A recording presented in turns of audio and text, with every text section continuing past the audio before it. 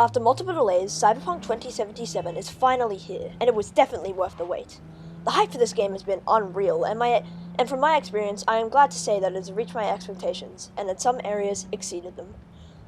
The story and characters are amazing, the combat is fun, and the side content and quests are excellent. Now without further ado, let's get into my review of Cyberpunk 2077. The levels of immersion I felt while roaming Night City is an experience I have never felt before.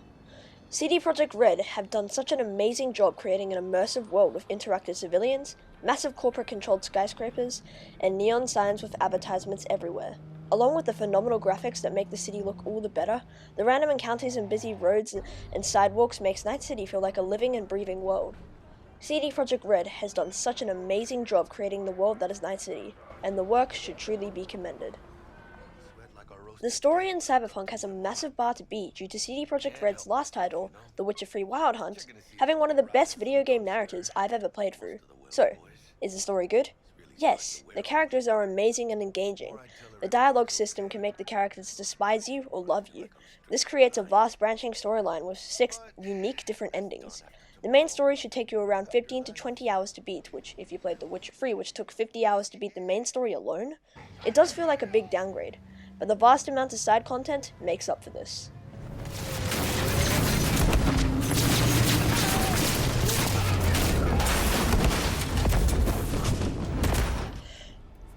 The main story being a little short might be a bit of a disappointment to some people, but the hours upon hours of side content really does make up for this. There are multiple subplots, side quests, and contracts to complete.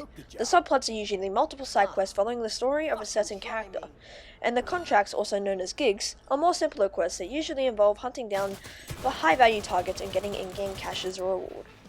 There are multiple of these quests around the game world, so if you're looking to complete them all, you have another 40 hours or more of playtime ahead of you.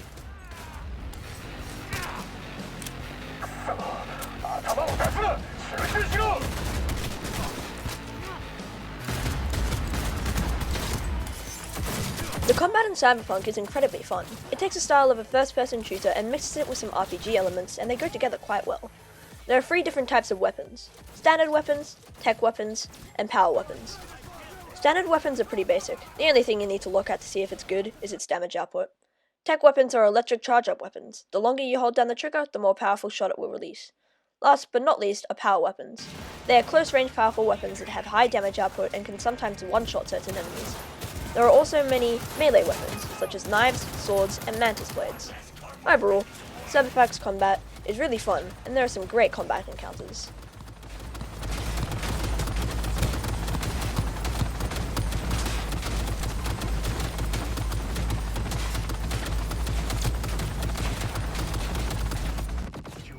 In terms of technical issues, I've been playing Cyberpunk on an Xbox One S, and I haven't really encountered any major issues. The biggest glitch that I have come across is Keanu Reeves' cigarette floating in midair. Other than that, I've only experienced a very occasional stuttering and freezing. Although, don't take my word for it, I've seen other players and game reviewers recording a lot more damaging and game-breaking glitches. Cyberpunk 2077 is an absolutely amazing game, and I've had such a wonderful time playing it.